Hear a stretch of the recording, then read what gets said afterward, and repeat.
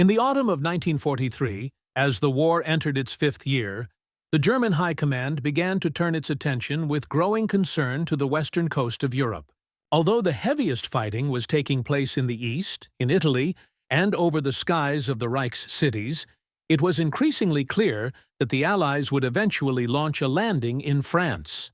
The key questions were when it would happen, where it would strike, and whether the forces available could realistically resist it. Field Marshal Gerd von Rundstedt had been reappointed Commander-in-Chief of the Western Front, a role he had held in previous years. From his headquarters in Paris, he consistently warned that the coastal defenses were inadequate. Internal reports indicated slow progress, shortages of cement, steel, and timber, and that many of the divisions stationed in France were resting units scheduled to return to the Eastern Front, reducing their actual combat effectiveness. In several meetings at the Berghof, Rundstedt conveyed these concerns directly to Hitler, who listened indifferently, always redirecting focus to the Eastern Front, convinced that the war's outcome depended on that theater. While he regarded the West as a secondary concern, tensions grew in the spring of 1943, when Rundstedt presented a detailed report on fortification conditions, troop distribution, and soldier quality, hoping it would prompt reinforcements in the West. Hitler dismissed the warning, declaring England a frozen front and insisting resources could not be diverted from the east, where a massive armored offensive had to be prepared. Frustrated, Rundstedt returned to Paris, convinced that he would be held responsible for any future failures. Following Directive 40 in December, construction of the so-called Atlantic Wall resumed with greater intensity. This coastal defense line stretched from Norway to the Basque region. Propaganda portrayed it as an impenetrable barrier, but in reality it was a patchwork of unfinished positions. Concrete artillery bunkers, machine gun nests, anti-tank ditches, and minefields were in place, but most were incomplete or built with substandard materials. Engineering assessments revealed that many positions could barely withstand naval bombardment. Yet Hitler ordered certain ports designated as fortresses, or Festungen, to hold out to the last soldier if encircled. Meanwhile, Field Marshal Erwin Rommel, newly assigned commander of Army Group B after his campaigns in Africa, assumed responsibility for much of the French coastline. He traveled extensively in his staff car, inspecting beaches, cliffs, roads, and villages, identifying vulnerabilities, and ordering the placement of sand obstacles, steel stakes, hedgehogs, explosives, and mines. Rising at dawn, he would take a brief breakfast with his chief of staff, Hans Spiedel, and immediately begin supervising fortification efforts, convinced that the key to stopping the Allies was at the water's edge. If they penetrated inland, Allied air superiority would prevent any effective counterattack by armored reserves. Rommel's approach conflicted with Rundstedt's, who preferred keeping armored divisions in reserve to deploy them decisively at the main point of attack. This disagreement reflected a deeper issue: the convoluted command structure.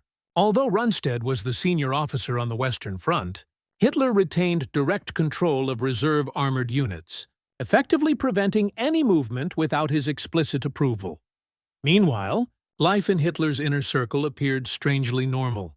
In early June 1944, at his residence in Berchtesgaden, he attended the wedding of Gretel Braun, Eva Braun's sister, to an SS officer, amid music and abundant champagne.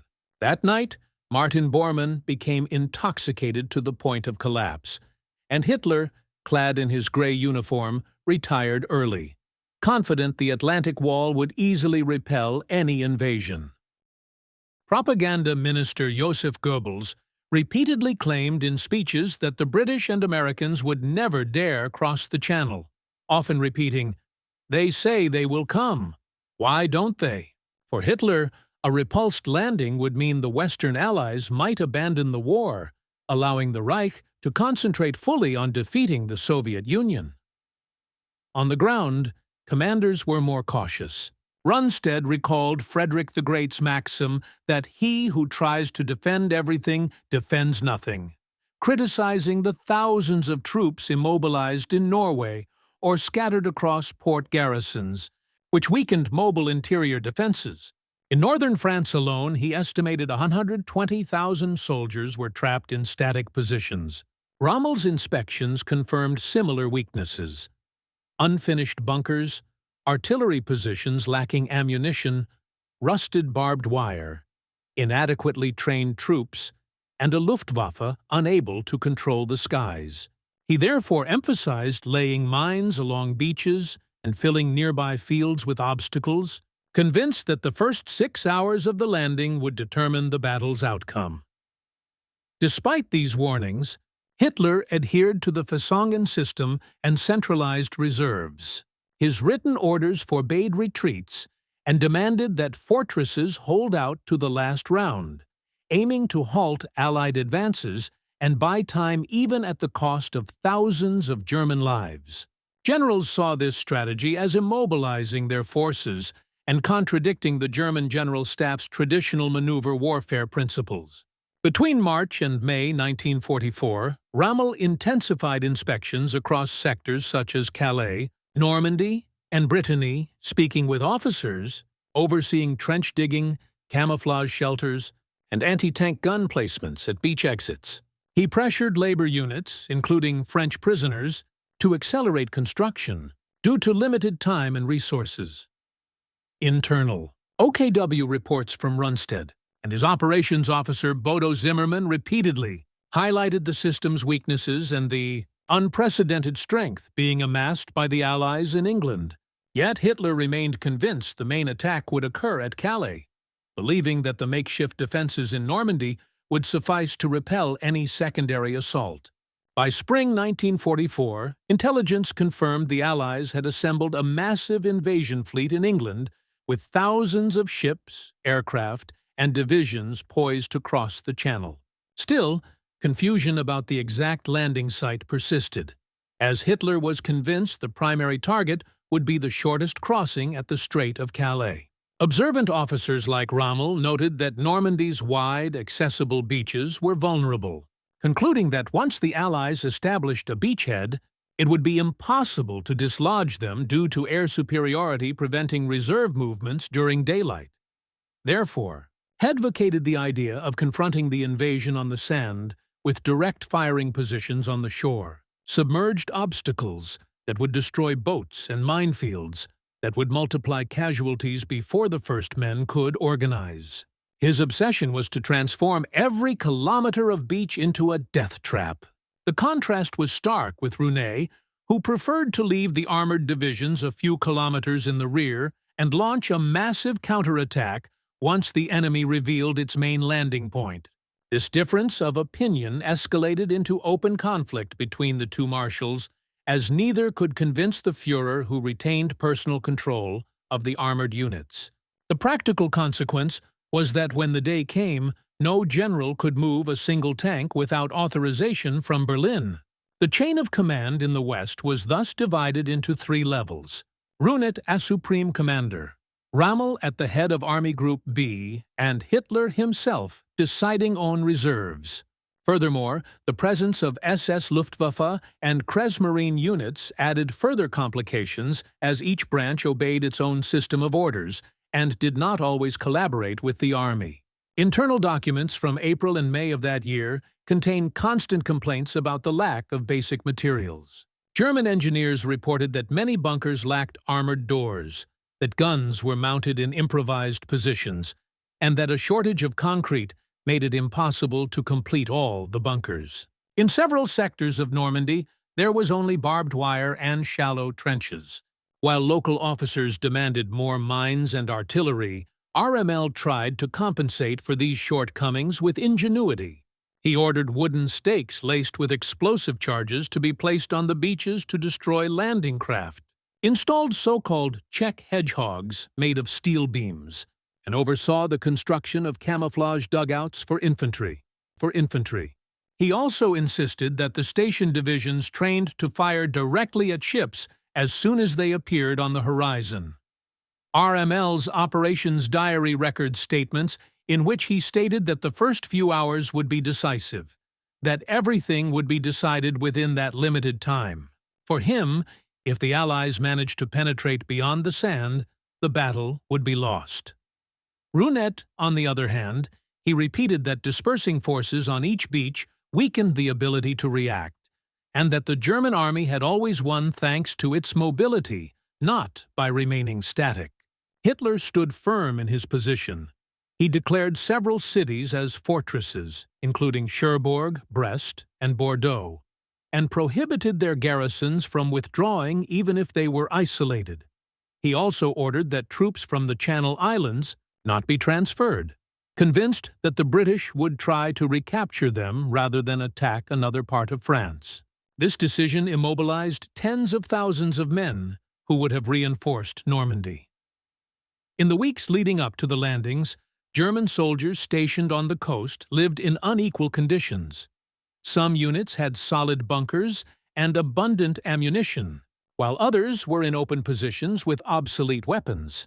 In Normandy, the famous 352nd Division, which would eventually face the Americans at Omaha, had been sent from the interior to reinforce the coastal defenses, although many of its recruits were inexperienced young men or soldiers recovering from wounds. The Luftwaffe could barely guarantee reconnaissance flights as Allied air dominance was almost absolute. Every time a German plane took off, it risked being intercepted by Allied fighters. The same was true for vehicle movements. During the day, convoys were bombed by fighter bombers, forcing them to move only at night and to hide trucks and tanks under trees. In May, Rommel again toured the Normandy positions. At Colleville-Soirée, he noted the similarity of the beach to Salerno, Italy, where the Allies had landed months earlier, and declared to his officers that this sector would be decisive for the fate of Europe. With this in mind, he reinforced the deployment of mines, cannons, and resistance nests. Testimonies from ordinary soldiers collected years later confirmed that many of them were men wounded in other campaigns, or veterans with limited physical capacity assigned to the Atlantic War because they could serve in fixed positions. Some were grateful not to have been sent to the Russian front, even though they knew the threat of invasion was imminent. They spent their days digging trenches, monitoring the sea, and listening to rumors about the imminent arrival of a gigantic enemy armada. On June 3rd, while RML was in Germany visiting his family, Gretel Braun's wedding to an SS officer was being celebrated at the Berghof. Hitler attended as host, and the festivities continued with music and drinks, contrasting sharply with the tension on the coast. Bormann became intoxicated, and Hitler himself left early, confident that the Atlantic Wall would hold. Goebbels's speeches continued to fuel the idea that England would not dare to cross, but the tone among the army's middle ranks was more somber. There was a general feeling that the invasion was imminent, and that success depended on withstanding the first blow. On the evening of June 5th, while the storm was leading many officials to believe that there would be an immediate landing, the garrisons remained in their positions, some relaxed, others tense. The sentries watched a dark horizon, unaware that in a few hours they would see the appearance of the largest fleet in history. The German generals were still debating the exact location. Hitler went to bed late, convinced that it was all a diversionary maneuver and that the real attack would come at Kalala. Rundstedt waited uncertainly for news from his command post, while RML, who had traveled to Germany, was not present at the front in those decisive hours. In the early hours of June the 6th, the first reports began to arrive, indicating intense bombing in Normandy. At first, there were doubts about whether this was a limited attack or a major invasion, but the magnitude of the Allied movement soon dispelled any uncertainty. Telephones and radios at headquarters began to ring relentlessly, and within minutes, the alarm system was activated along the entire coast. The men of the divisions stationed in Normandy rushed into their battle positions, adjusting their helmets and weapons while the sky echoed with the roar of thousands of aircraft and the sea filled with the shadows of ships moving slowly toward the shore. For many of those soldiers, the day was just beginning, and it would mark the beginning of the end of German dominance in Western Europe. RML facing the sea, inspections and defenses in Normandy. At the end of January 1944, Field Marshal Erwin Rommel toured the Normandy coast to assess preparations for the expected invasion. That stretch of coastline was known to the French as the Côte d'Acre, the mother-of-pearl coast for its light sand beaches that attracted visitors from Paris in the summer. Rommel's car stopped between Queville-Soire and Vauville-Soire, where he observed a flat strip of sand that stretched for several kilometers, bordered by cliffs at both ends and scattered with houses along the shore.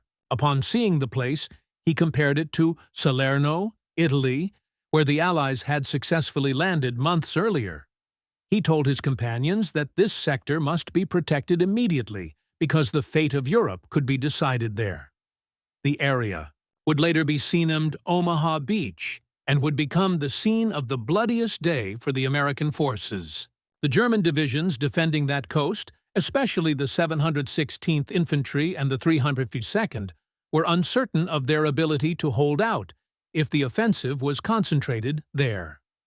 RML realized that preparations were insufficient and that time was running out.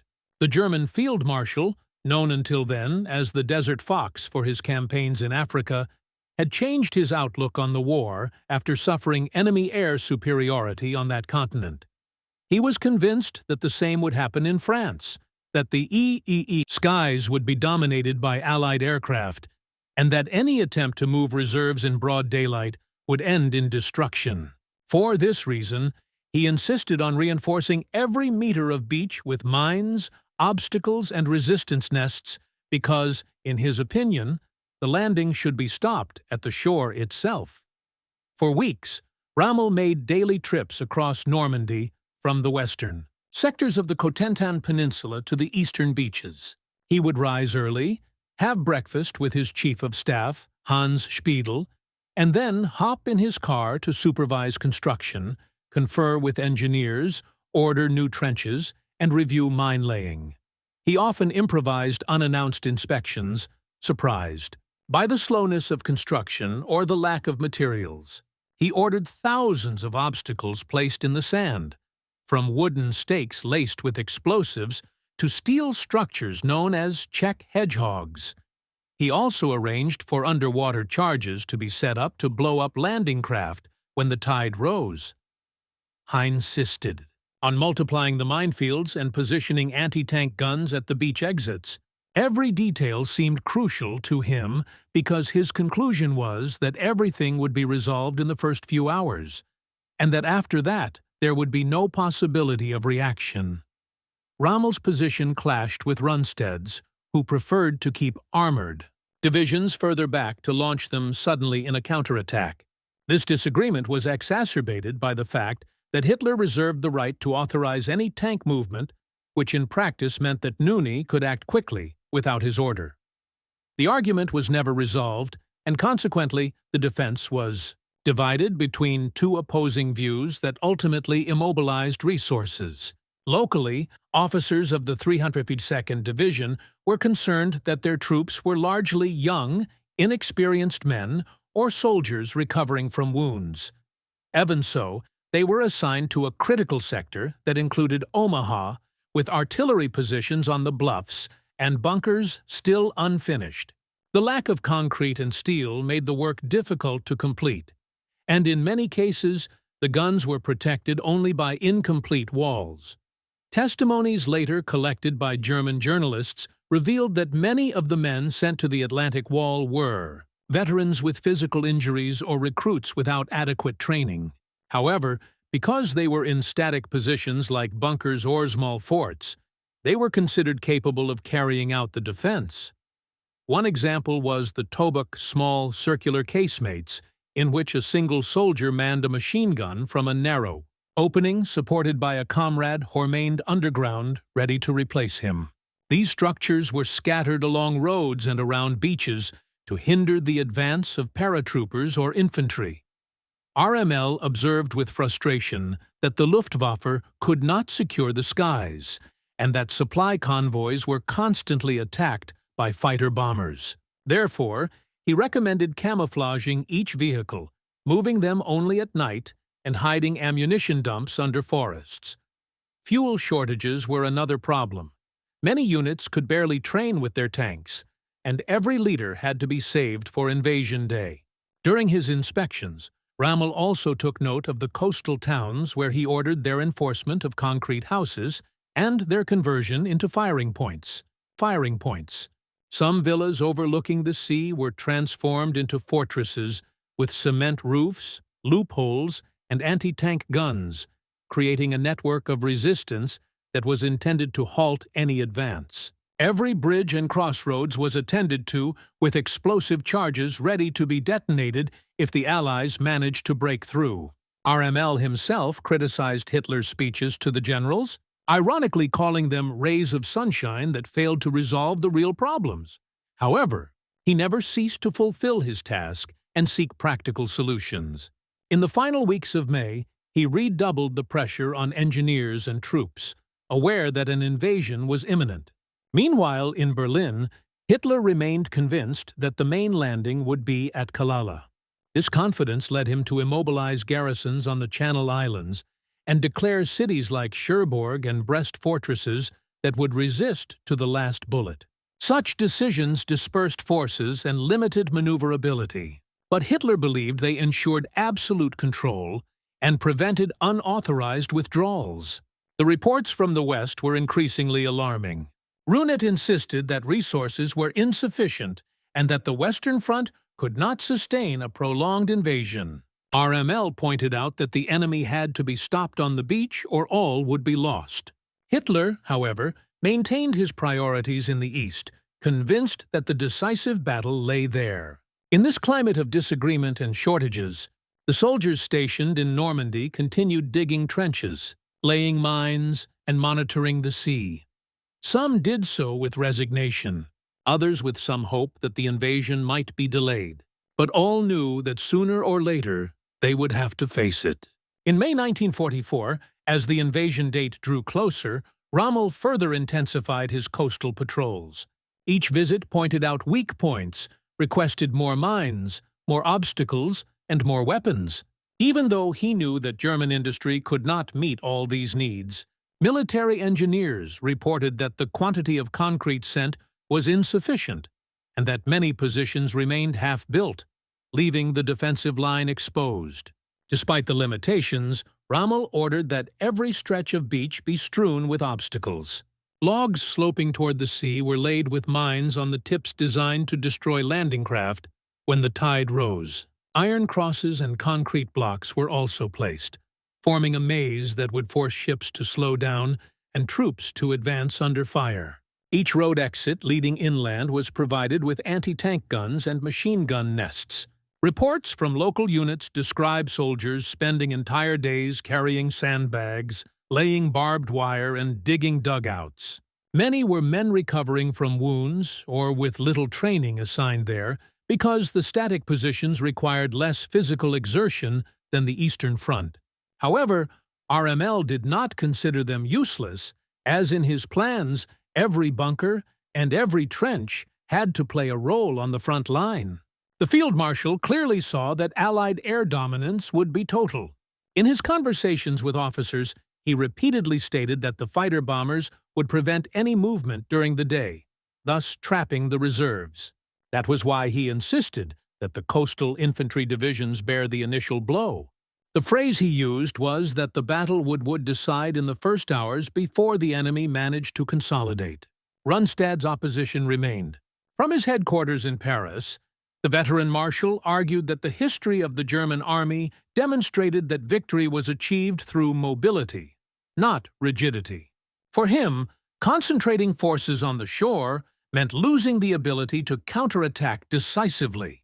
He proposed keeping the armored divisions several kilometers from the coast and launching them in a massive attack, but that idea was blocked by Hitler's direct intervention. The Führer not only prohibited the withdrawal of troops without his order, but also reserved the right to decide on the use of armored divisions. This centralization created a slow and bureaucratic system that effectively paralyzed the German reaction. When the landing arrived, none of these units could move without personal authorization, which meant hours of delay. Meanwhile, official propaganda portrayed the Atlantic Wall as an insurmountable barrier. Newsreels showed images of solid bunkers, artillery, and casemates, and prepared soldiers. Although the reality was very different in Normandy, many positions were improvised. Artillery pieces were in incomplete shelters, and ammunition supplies were limited.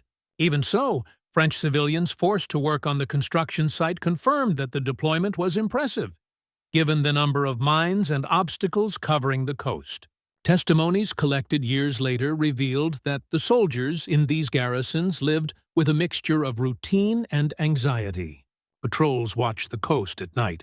Sentries watched the channel from improvised towers, and non-commissioned officers organized shooting exercises with available weapons.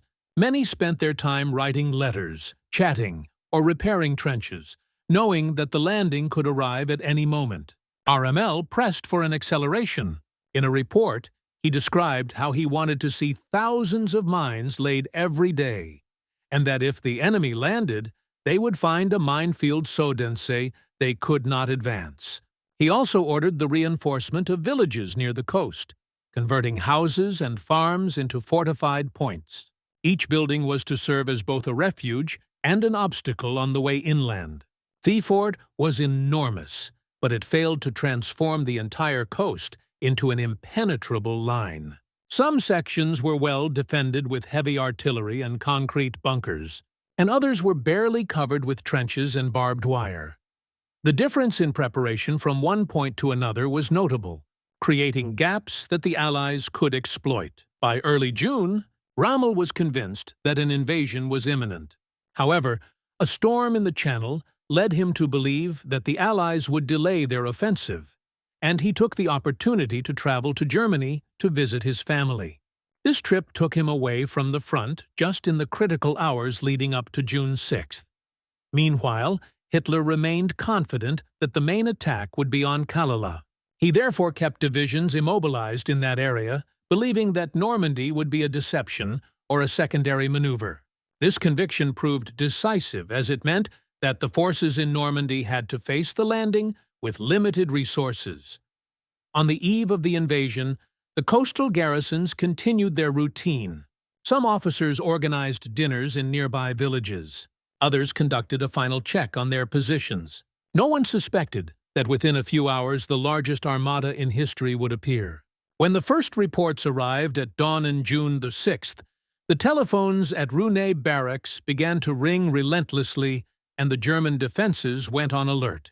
In the Normandy positions, the soldiers rushed to their bunkers, adjusted their helmets, and prepared their weapons. In front of them, the sea was covered with slowly advancing ships, accompanied by the constant roar of aircraft. It was the beginning of the clash that would test all the months of work of Rommel and his men, and demonstrate whether coastal defenses could truly stop the enemy on shore. The early morning of June 6th, confusion in the High Command. On the night of June 5th to 6th, 1944, a storm in the Channel led many German officers to believe that the Allied invasion would not occur. Immediately, weather reports indicated heavy waves and overcast skies, which seemed to rule out a large-scale landing. Therefore, several commanders allowed their men to rest. Some officers attended social gatherings, and even short leaves were planned. Routine operations continued without major incidents with patrols along the coast, and sentries in post, but without the tension that would have accompanied the certainty of an imminent attack. At that same time, Erwin Rommel was far from the front.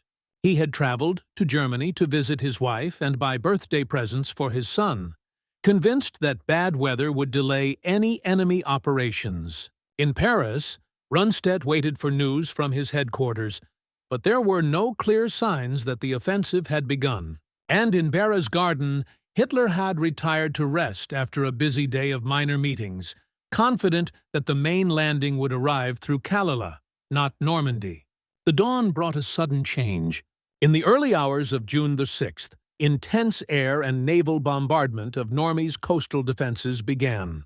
Communications began to jam with reports of paratroopers landing in various areas, creating confusion as to whether these were real attacks or just diversionary operations. Radio operators reported explosions, artillery fire, and movements along the coast, while sentries warned of the presence of ships approaching from the horizon. Within minutes, the telephones in German command posts began ringing relentlessly. Army Group B headquarters received conflicting reports. Some spoke of small landings on the Cotentin Peninsula, others of attacks in Calvados, and still others claimed it was a minor operation. The full extent of the Allied fleet was still unclear in the darkness, and officers debated whether what was happening was the main offensive or a deception. In Paris, Rundstedt immediately requested authorization to mobilize the armored divisions in reserve. His advisors reminded him that this decision depended solely on Hitler, which meant they would have to wait for the Führer to wake up. Attempts to reach him proved futile in the early hours, as he had retired late to rest, and no one dared to wake him without an express order. This delay cost valuable time. Meanwhile, in the Normandy barracks, the men of the 352nd and 716th Divisions rushed into position. Gunners adjusted their sights, soldiers loaded their rifles, and officers reviewed maps illuminated by flashlights. The roar of the sea began to be drowned out by a metallic roar. The Allied fleet, composed of thousands of ships, was slowly approaching the coast. For the German soldiers stationed in bunkers and trenches, the sight was shocking. A horizon littered with silhouettes stretching as far as the eye could see. The confusion in command contrasted with the immediacy of the situation on the ground.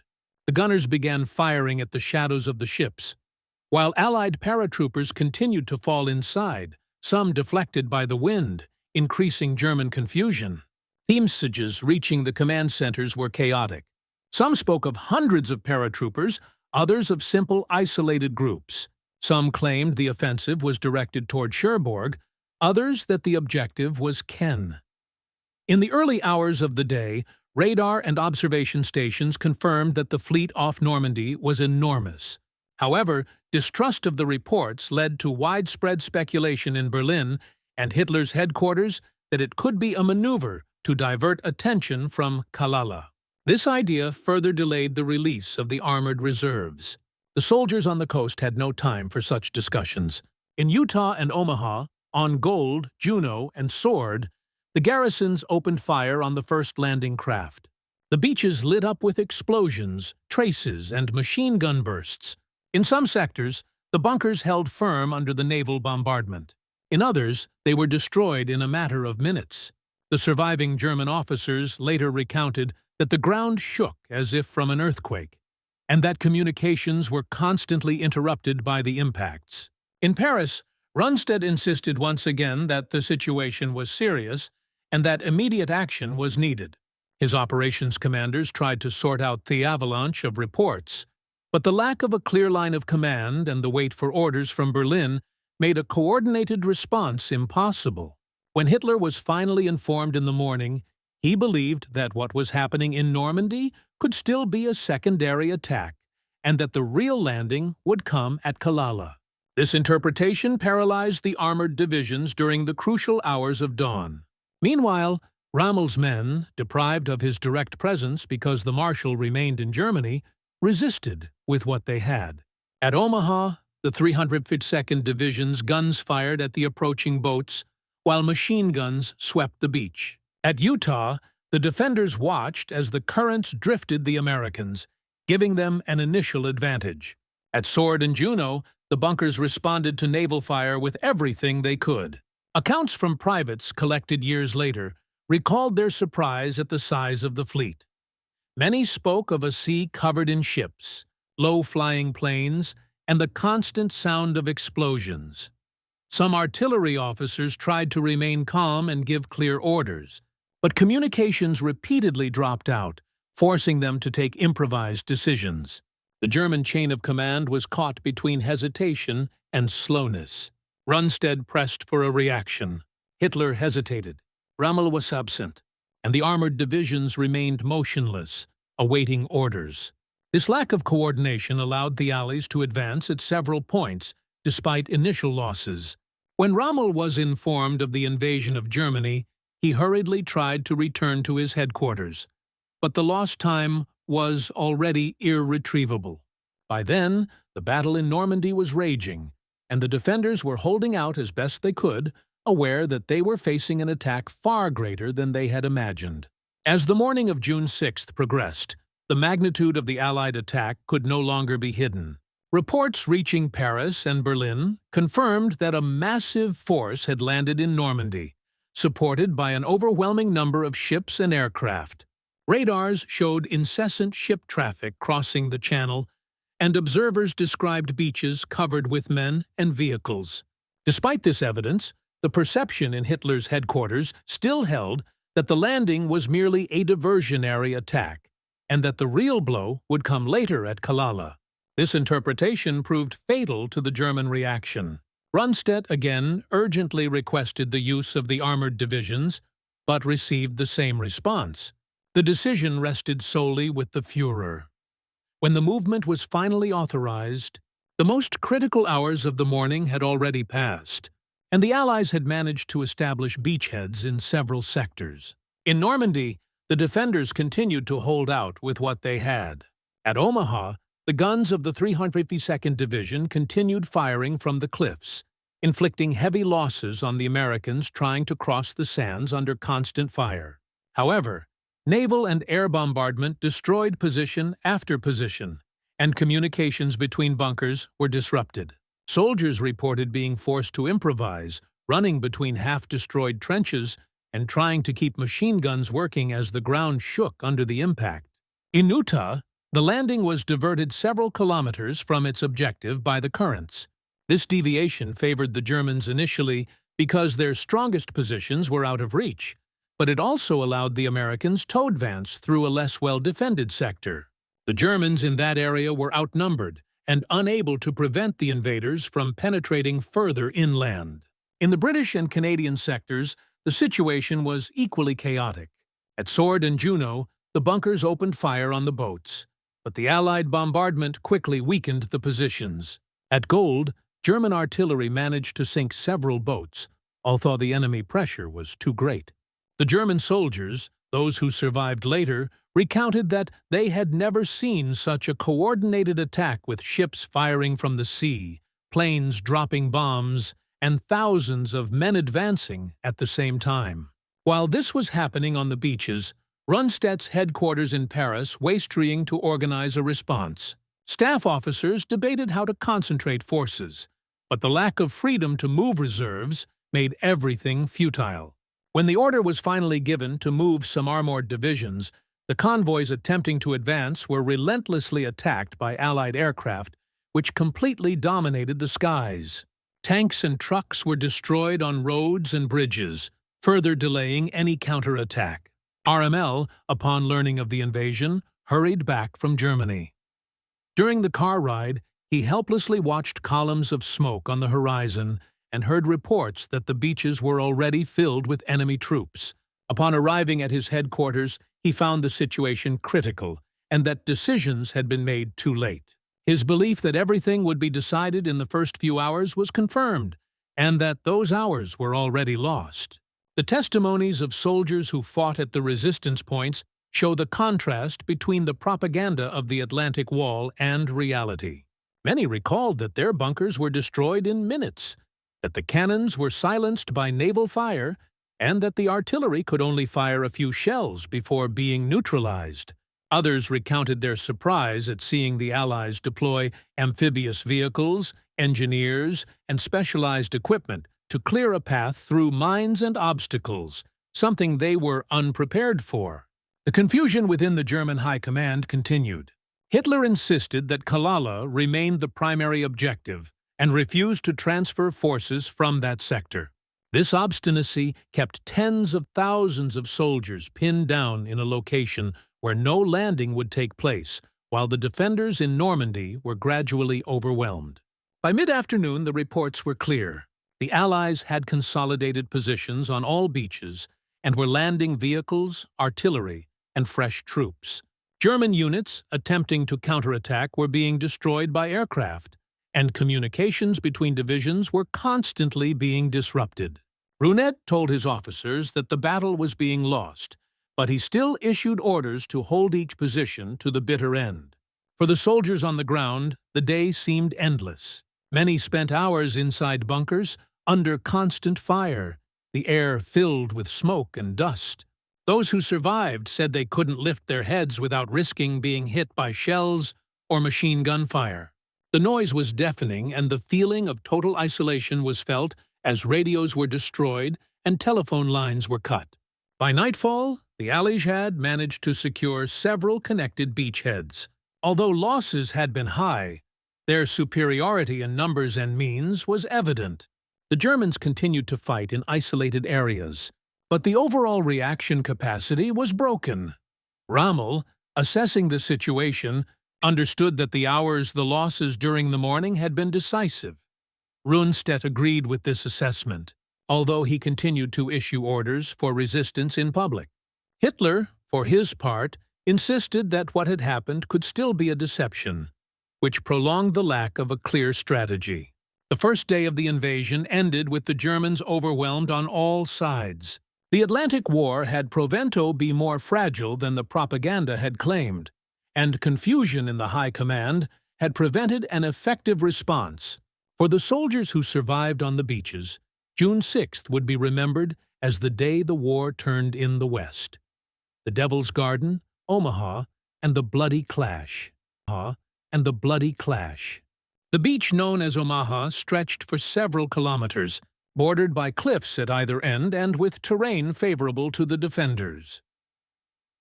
Since January 1944, Rommel had identified this sector as one of the most vulnerable and ordered it reinforced with obstacles, mines, and resistance nests. In his view, the combination of flat sand, narrow access paths, and dominant hills made it a likely landing point. The main defense was in the hands of the 352nd Infantry Division, supported by elements of the 716th. The 352nd had arrived in March to relieve other less experienced units.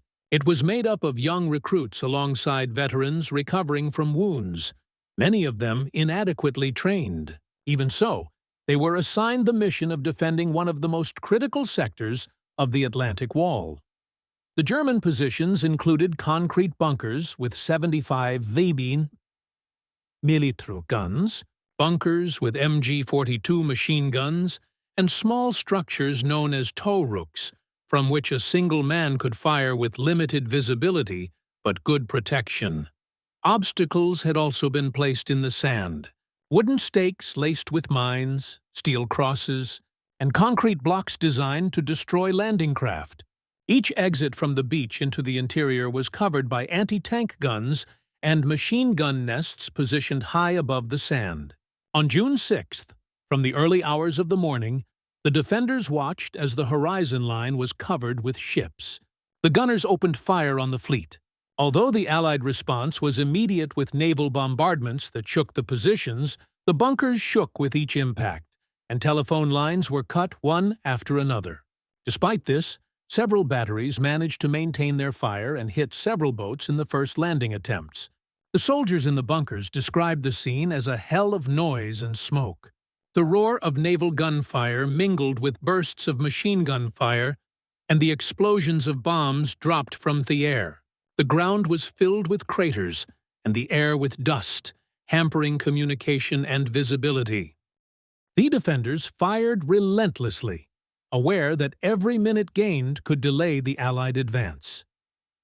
In the central sector of Omaha, the points of resistance known as WN-62 and WN-71 played a key role.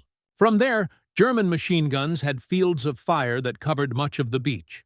The soldiers fired continuous bursts at the lines of Americans trying to advance from the boats toward the sand. The sight of thousands of men running under concentrated fire was described by the Germans as overwhelming, although they had no option but to continue firing until they ran out of ammunition. In some bunkers, the defenders were buried by the bombardment, and only the survivors could continue firing from their semi-destroyed positions. The lack of communications prevented coordination with other points of resistance, so each group fought in isolation, responding only to what they saw in front of them. The gunners tried to keep their guns operational, but many cannons were rendered useless by direct hits from the fleet. The ground behind the beach was covered with barbed wire, anti-tank ditches, and minefields, meaning that even if the Allies managed to reach the foot of the cliffs, they would still face more obstacles. However, the attackers' vast numerical and technical superiority allowed them to gradually gain ground. The German defenders fired from narrow windows or camouflaged embrasures, trying to maintain pressure on the enemy infantry, seeking cover behind any uneven terrain. Later accounts from German soldiers present in Omaha agreed that the noise was unbearable and the air was thick with smoke, making it difficult to breathe and see clearly. Some described the machine gun bursts as seemingly endless, while others recalled running out of ammunition in the middle of the battle and having to improvise with whatever they found. Field Marshal Rommel wasn't present in Normandy that day, but his insistence on fortifying the beaches with obstacles and mines had left a clear mark. The Americans found a field littered with defenses that cost them enormous losses to overcome. The combination of high-altitude artillery, machine guns in bunkers, and sand traps turned Omaha into the bloodiest sector of the entire invasion. By mid-morning, the German positions continued to fire against the assault waves. The defenders saw some groups of Americans trapped in the sand, unable to advance or retreat. The German guns knocked out boats and vehicles, but the pressure continued. Every hour, more ships, more men, and more equipment arrived to join the attack. The defenders began to feel physical and psychological exhaustion. Although they continued to comply with orders to resist, losses were heavy on both sides. The Americans suffered thousands of casualties in the first few hours, while the German defenders were reduced to small, isolated groups, many of them without any reinforcements or ammunition. Still, the order was clear: hold out to the last round. The day in Omaha showed the brutal reality of the Atlantic Wall. What the propaganda presented as an invincible system was actually a set of fortified positions that could cause enormous damage, but lacked that to completely halt a force of such magnitude. For the German soldiers trapped in those bunkers, June 6th was a day of desperate resistance with the sea and sky covered in enemies and the certainty that they were facing an attack impossible to contain alone. As the morning of June 6th progressed, the Omaha sector became one of the bloodiest areas of the entire invasion.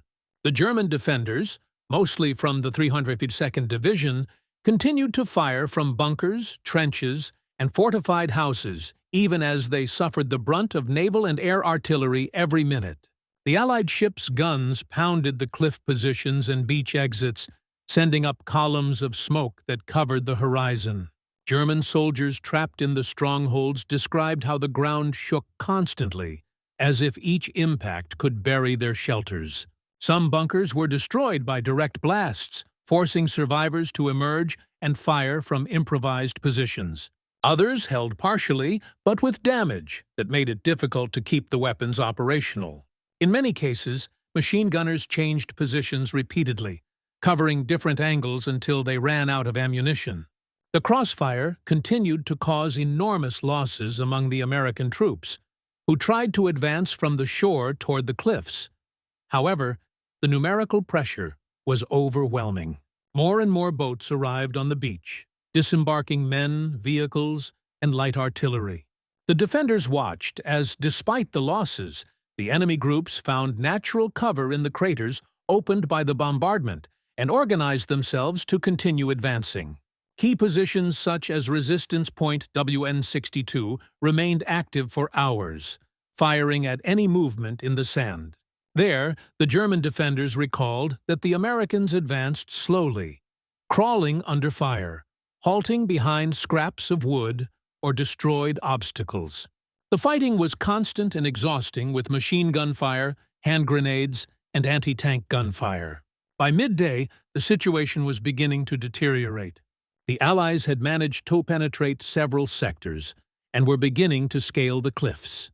The defenders attempted to halt them with bursts of machine gun fire from loopholes, but the pressure was too great.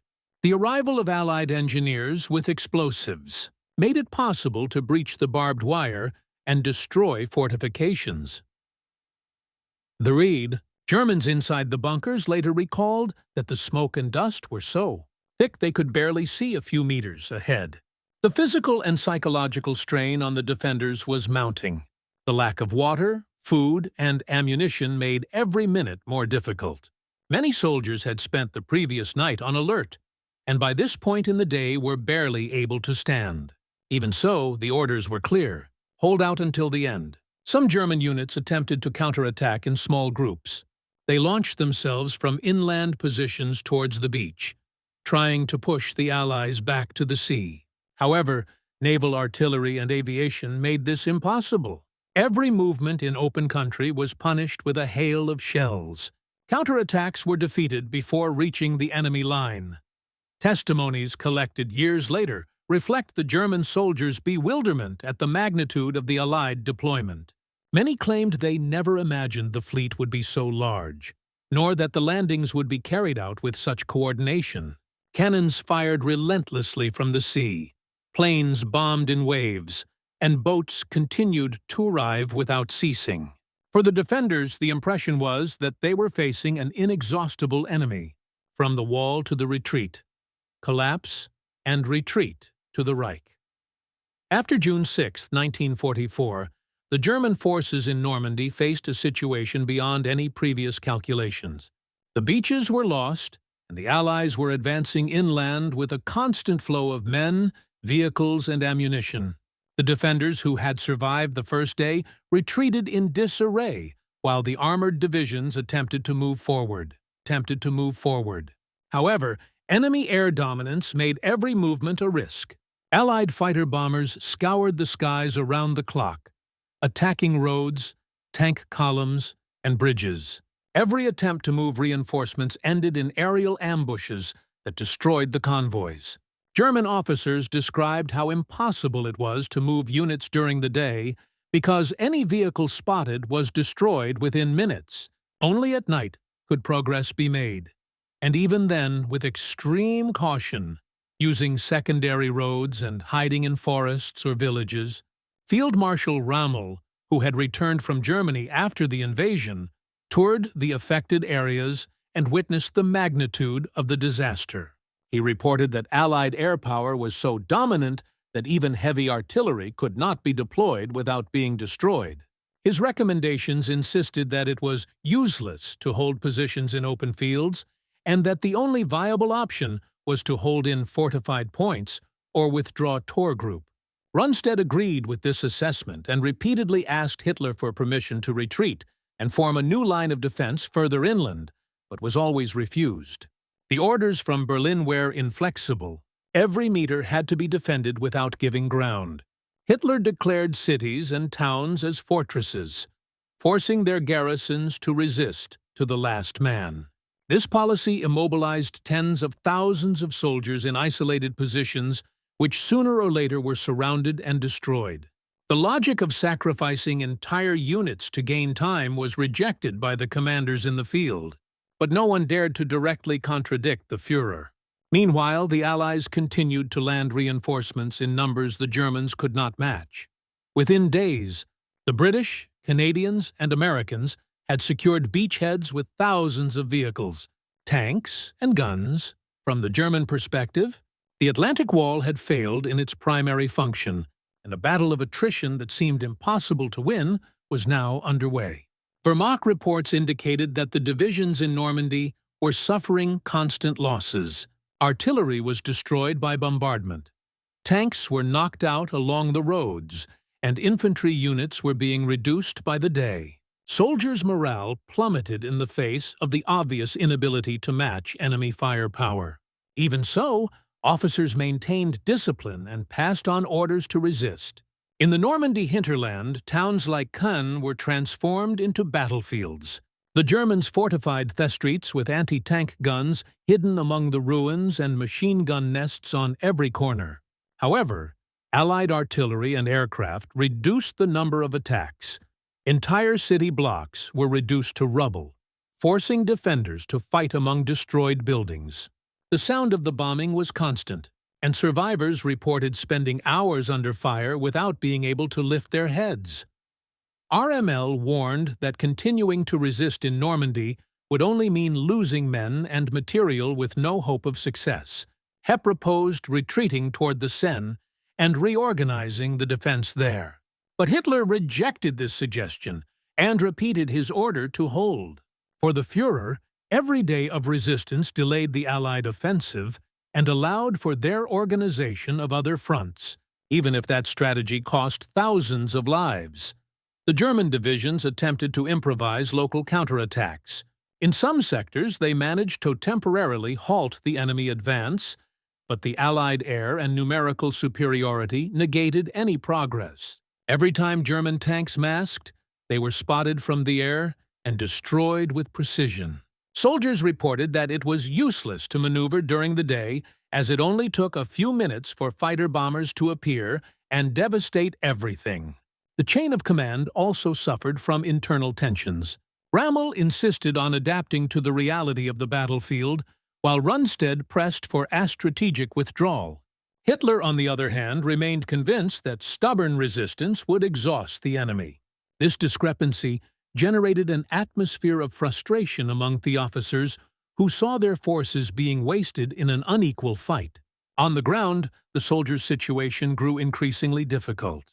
Supply shortages were evident with reduced rations and limited ammunition.